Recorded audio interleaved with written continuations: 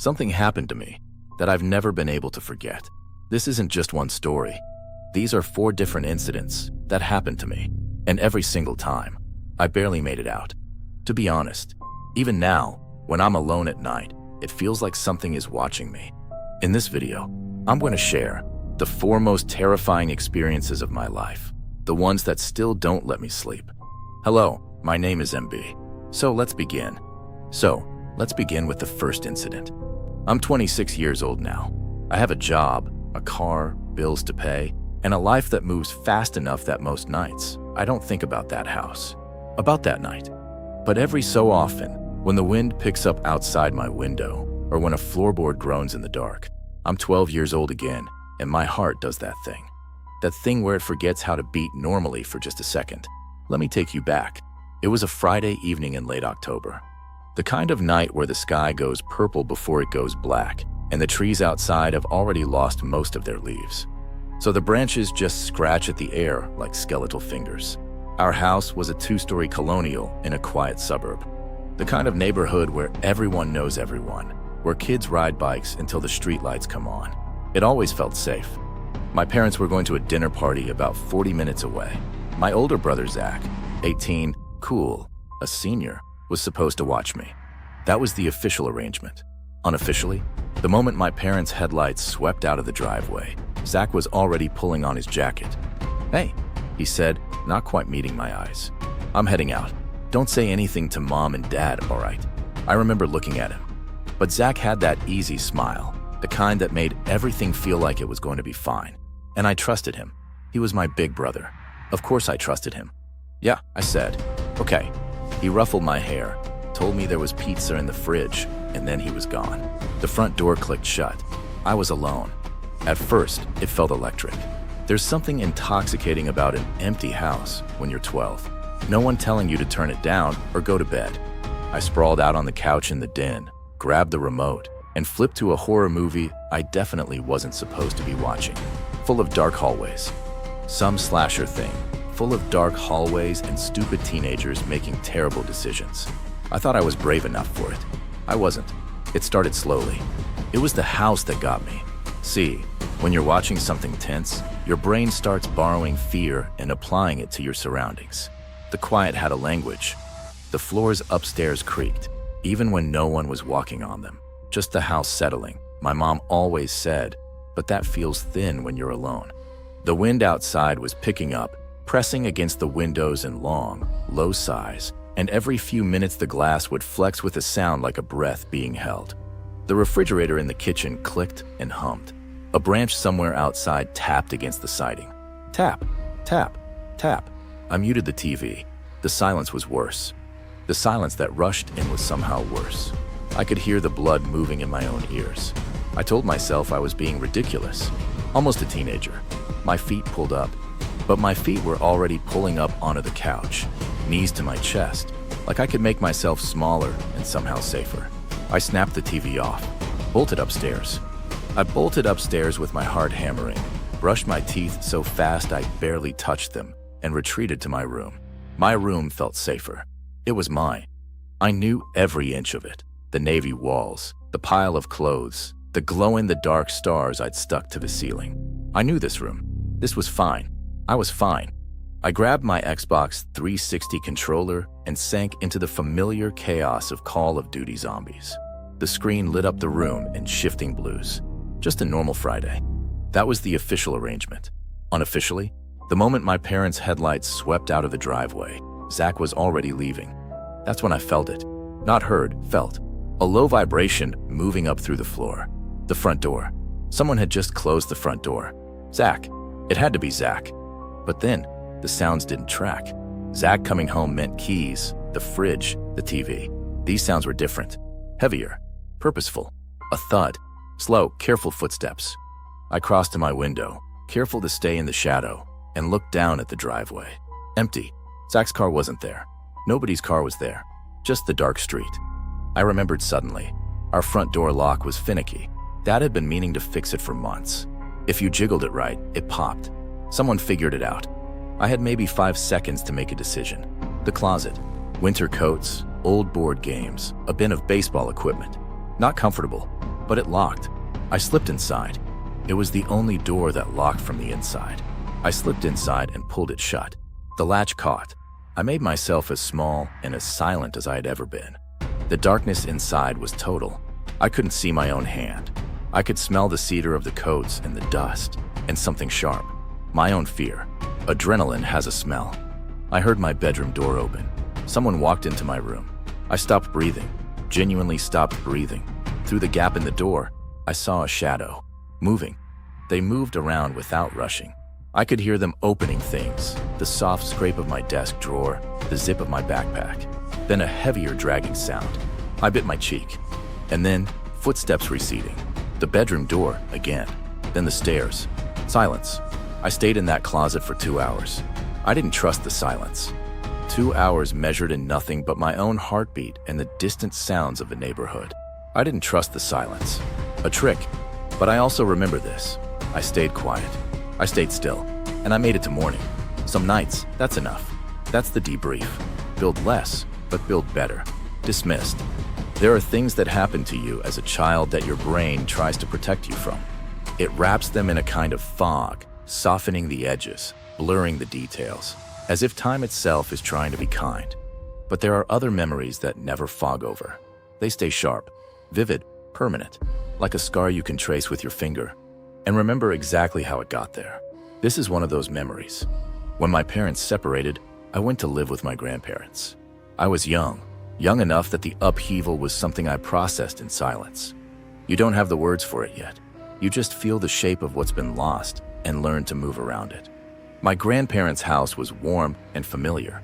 It had its own smell, cedar, old books, lace curtains on the windows, a clock on the mantle that ticked loud enough to hear from the hallway. It felt like nothing bad could reach you inside it. I believed that. For a long time, I genuinely believed that. That particular evening, my grandma was going to bingo. My grandpa had somewhere to be as well. The house would be mine. There was nothing alarming about it. The neighborhood was quiet, full of people who'd lived next to each other for years. You knew the faces. You knew the names. That kind of familiarity felt like a second layer of safety. My grandma kissed my forehead before she left. My grandpa reminded me to lock up, and then the door closed. The house settled around me, just the clock ticking, the refrigerator humming, the ordinary sounds of a house breathing. I didn't think anything of it. I was just a child, alone on an ordinary evening. Then came the knock. 3 knocks. Firm. Not frantic, not soft, just deliberate. I moved to the door without much hesitation. I opened it, and there was David, our neighbor, a familiar face in the background of my whole life. Unremarkable. He was an adult, which meant he occupied that category of people a child is taught, implicitly, to trust. But something was wrong. I registered it before I had words for it. The way he was standing, not quite balanced. The smell of too much alcohol seeping through skin. His eyes were glassy, unfocused, hard to read. "Hey," he said, "let me in." Not a question, not a request, a statement. "Let me in." And I hesitated. Something deep inside me pulled back, the way an animal freezes at a sound it can't identify. But I was a child. I knew this man, and so I stepped aside and I let him in. I've turned that moment over 1,000 times. I wish someone had told me that that feeling was allowed to win. He came inside and the door closed and the house changed. The whole atmosphere shifted. Safety contracted. The room felt smaller with him in it. He was swaying. His intentions were starting to sharpen. Then he reached for me. His hand closed around my arm. The sudden physical reality of being grabbed cut through everything. I remember the grip. I remember how much bigger his hand was than my arm. And then he produced the knife. It was large, not a pocket knife. A large knife, held by a man who was drunk and standing between me and the door. He pressed the flat of the blade against my belly. I stopped breathing. The metal was cold even through my shirt. A cold that went straight to something primal. I was completely still. Not brave, not calm, just frozen. The way prey freezes. When every living thing understands that its life is being held by someone else's decision. He dragged the dull edge of the blade across my throat. I didn't scream. Maybe my voice had simply left me. Stillness was the only thing keeping the moment from becoming something worse. I stood there, shaking in tiny tremors. There are moments in life that last longer than time allows. That moment was one of them. And then, the front door. The sound of it opening. Footsteps. Voices. My grandparents. I have never stopped being grateful for that moment. My grandma read the room in an instant, with a kind of radar that bypasses logic and goes straight to knowing. She placed herself between me and David, her body a wall. She was protecting me even in that moment. My grandpa moved differently. There was no hesitation. He crossed the room with a focused, quiet fury. He overpowered him, this drunk, knife-carrying man, and shoved him out of the house. The door slammed shut. Over. I remember my grandma's arms around me afterward, telling me it was okay. It was okay. My grandpa stood at the window. The police were called. Officers came, took a report. David was dealt with. I remember sitting with a blanket, thinking that the house looked exactly the same as an hour ago, and yet everything inside me had been rearranged. Looking back now, I understand. David had watched. He had waited. He knew when I would be alone. The people we think we know are not always the people we think we know. A lesson no child should learn that way. But here's the other thing. My grandparents came home at exactly the right moment. They chose me. I was trying to find solid ground. And that night, when the ground gave way completely, they were there. Some debts you spend a lifetime trying to repay, and some you simply carry, gently, gratefully, for as long as you live. Spring break, 2020. I was 15 years old, home alone, and the world outside had just started doing that thing where it holds its breath. You remember 2020. Everything was strange that year, strange in ways that were big and public and impossible to ignore. But the strangest thing that happened to me that spring break had nothing to do with any of that. It happened inside my own house. The first few days of break had been exactly what they were supposed to be. Slow mornings, no alarm, a comfortable emptiness. My parents were out. I had the place to myself, which at 15 felt like a small but meaningful kind of freedom. I remember the afternoon light coming through the blinds and long flat bars. Then my phone buzzed. Mason. Mason was one of those friends who existed at the center of everything social. Always had a plan, always had something going on. Hey, he said, you home? Neil needs somewhere to crash tonight. Can he come to yours? Neil. I'd known him since 3rd grade. That's not an acquaintance. That's someone woven into the background of your whole childhood. When you've known someone that long, you stop seeing them clearly. They just become a fixture. Familiar. Safe by default. I hesitated anyway. I don't know why. Something in Mason's delivery. Or maybe it was just instinct. That low-frequency unease. I don't know, man, I said. And then Mason, being Mason, played his card. I'll give you my weed pen. I was 15. I said yes. Neil showed up an hour later. I heard the knock and opened it. And there he was, someone I recognized. Someone familiar. But something was off. I registered it in the first 3 seconds. The way you register a wrong note in a song you know by heart. His face looked like Neil's face, but something behind the eyes was different, distant, like someone had turned a dial inside him. I told myself I was imagining it. I let him in. He walked through the front door, and the first thing he did was look around. He didn't sit down. He just looked around slowly, methodically, like he was cataloging the room. Then, are the doors locked? I blinked. What? The doors, he said. Are they locked? Something cold moved through me. He didn't take my word for it. He tested the deadbolt himself, then the back door, then the kitchen. Each one tried, tested, confirmed. I stood in the middle of the room and watched him and tried to find a reason for it that made sense. Maybe he was just anxious.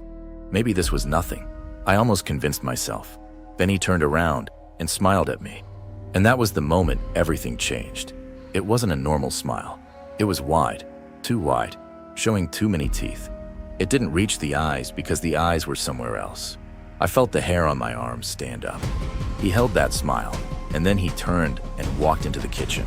I followed, because what else do you do? You follow. You keep your eyes on the thing that doesn't make sense. At least if you can see it, you know where it is. He went straight to the drawer. I watched his hand close around the handle. I watched him pull it open. I watched his eyes move over the contents with that same focus. And then I watched his hand reach in, fingers finding the handle of a steak knife, beginning to lift it. My heart was slamming. I moved before I had time to think. My hand shot out and grabbed his wrist, and with my other hand, I pushed the drawer shut. Neil stopped. He didn't pull away. He didn't react with surprise or anger. He just stopped. And then he turned his head and looked at me. That smile came back, slow and wide and wrong, and he made a sound, a chuckle, low and even and entirely disconnected from humor. "What are you doing, man?" I said. My voice came out steadier than I felt. He just kept looking at me, kept smiling, didn't answer. I let go of his wrist and took a step back, and my brain shifted into a gear I didn't know I had. Something tactical, something cold. He needed to be outside. That was the priority. Not confronted, not argued with, just moved. Outside, where the door could be between us. "Hey," I said, keeping my voice easy. "You want to go to the park? Get some air." He looked at me for a long moment. I held still, neutral. Then he nodded. We walked to the front door together. I reached past him, turned the handle, and held it open. "After you," I said. He stepped outside. The moment his second foot cleared the threshold, I stepped back, pulled the door shut, and locked it. I didn't wait. I didn't watch through the window. I turned and grabbed my phone off the couch and called my brother. "I need you to come over. Right now. Bring whoever you can. Don't ask questions yet. Just come." My brother didn't ask. On my way. The next few minutes were the longest of my life. I stayed away from the windows. I could hear Neil on the other side, just present, moving. Occasionally the doorknob would turn slowly and stop, turn and stop. I sat on the stairs and watched the door and counted my breaths. The house felt enormous around me. All that familiar space suddenly full of wrong angles and shadows. The light had shifted to something grayer. Normal sounds felt intrusive. The refrigerator hum, the settling of the walls. Everything was too loud in the wrong moments. My phone buzzed. My brother, outside. The sound of his car, the voices, the knock on the door, 3 fast knocks, our knock. I crossed to the door and opened it, and my brother looked at my face, and his expression shifted immediately. "What happened?" he said. "Neil," I said. "Something's wrong with him." My brother and his friends handled it. I don't remember every detail. A merciful blurring. Specifics soften even as the emotional memory stays sharp. Neil was found at the park nearby, disoriented. The situation was contained. Later, a day or two later, Mason called me, and he told me what had happened. Neil had gotten into something he shouldn't have. Drugs. Underneath it all, something had been there for a while, waiting for a trigger. A schizophrenic episode. The drugs had lit the fuse. I sat with that information for a long time. I still sit with it sometimes. Because Neil wasn't a bad person. He was my friend. Someone I'd eaten lunch with for years. Someone whose laugh I could still pick out of a crowded room. Whatever came through my door wasn't him. And yet, the knife drawer was real. That smile was real. The doorknob turning slowly in the dark. Those things happened. They were real. A 15-year-old kid alone in that house had to navigate them in real time, with no manual, no backup, no adult in the room. What I carried since isn't bitterness or fear. It's the knowledge that instinct is real. The thing in your chest that says something is wrong, hear it. Hear it even when the face at the door is familiar. Even when the name is one you've known since you were 8 years old. The world can change in a single afternoon. A favor, a decision. I got out, and I've never stopped being grateful that I thought before I ran. This was the last night, or at least I thought it would be. The shadows, they weren't just in the corners anymore. They were watching me, waiting, like they knew I could feel them. And then something moved closer. I could hear it breathing right behind me. Everything I thought I knew about fear was a lie, because what I faced was something I can't describe, something I hope I never see again. And if you think it's over now, you're wrong, because fear never really leaves you. I want you to think about a moment from your childhood, not a big one, just an ordinary afternoon. The kind where the sky is wide and blue and nothing is required of you except to exist in it. You know that feeling? That specific, irreplaceable freedom of being a kid with nowhere to be and nothing to worry about? I had one of those afternoons once. And then, in the span of about 30 seconds, it became something else entirely. I was 10 years old, and someone was watching me from inside my house. It was a regular weekday. My mom had to run out for groceries, the kind of errand that takes an hour, maybe a little more. Nothing unusual about that. I was 10, not a baby, and our neighborhood was the kind of place where kids played outside without supervision. Quiet streets, familiar faces, the reassuring sameness. My mom gave me the usual instructions before she left. Stay close to the house. Don't open the door for anyone. Call if you need anything. I nodded through all of it, already thinking about what I was going to do the minute her car backed out of the driveway. Basketball. That was my plan. We had a hoop at the end of our driveway, slightly crooked from years of use. The net frayed at the bottom, but still hanging on. I grabbed the ball from the garage and started shooting around. The familiar rhythm of it settling in, the bounce, the release, the satisfying swish, or the hollow clank against the backboard. My own small world. Everything exactly as it should be. That's when I saw it. It was movement that caught my eye first, not sound. I hadn't heard anything. Just something in my peripheral vision, up and to the left, that made me stop mid-dribble without fully understanding why. I looked up at the house. My sister's bedroom window. Second floor, the one that faced the driveway. There was something there, a shape, a darkness against the glass. I stared at it for a moment, reaching for the most reasonable explanation. A curtain shifting, a reflection of the tree across the street, the sun doing something strange. But the thing about a reflection or a curtain is the way it moves. What I was looking at wasn't moving like that. It was still, deliberately, consciously still. The way a person is still when they're trying not to be seen. I bounced the ball once more, slowly, watching the window out of the corner of my eye. The shape didn't shift, didn't dissolve into something explainable. It just stayed, tall and dark and present behind the glass. Someone was standing there, looking down at me. The basketball rolled off the driveway and into the grass, and I didn't go after it. I ran inside, not the careful walk, a full run, through the front door, which I locked behind me without thinking, and straight to the phone. My mom picked up on the second ring. Mom, my voice was thin. There's someone in the house. A beat of silence. What do you mean, someone in the house? What are you talking about? I told her about Rachel's room. Honey, it was probably just a reflection. The sun does weird things through glass. Mom, it wasn't a reflection. It was a person. Another silence. Longer this time. And something in that silence shifted. I could feel it through the phone. The moment where her reasonable explanations ran out and something more primal took over. Stay outside, she said. Her voice was different now. Flat and quick. Don't go back in. I'm coming home right now. I went back outside. I stood in the driveway and looked up at the house. The afternoon was still bright and blue. The neighborhood still quiet. The same birds in the trees. And yet, I kept my eyes moving. Sister's window, clear now. My parents' window, normal. The hallway, normal. And then my bedroom. Second floor, facing the front yard. I looked at my bedroom window, and my bedroom window looked back at me. I told myself there was nothing there. I was spooked, a 10-year-old kid scaring himself. And then the curtain moved. Not the way curtains move when there's a breeze. Not a slow, ambient drift. It pulled to one side, deliberate and quick. In the space it left, in the gap between the curtain and the frame, in my own bedroom, in the room where I slept every night, there was a shape. Tall, dark, still, looking directly at me. I screamed before I even knew I was screaming. A sound that came from somewhere below thought, below language, pure animal fear. And the figure moved. Fast, crossing the room in 2 strides, both hands hitting the window frame, throwing it up and jumping. They jumped from my second-floor bedroom window. I watched a person throw themselves out of my window and hit the ground and run, like they'd done this before, like the fall was nothing, disappearing and gone. I stood in the driveway, and I could not move.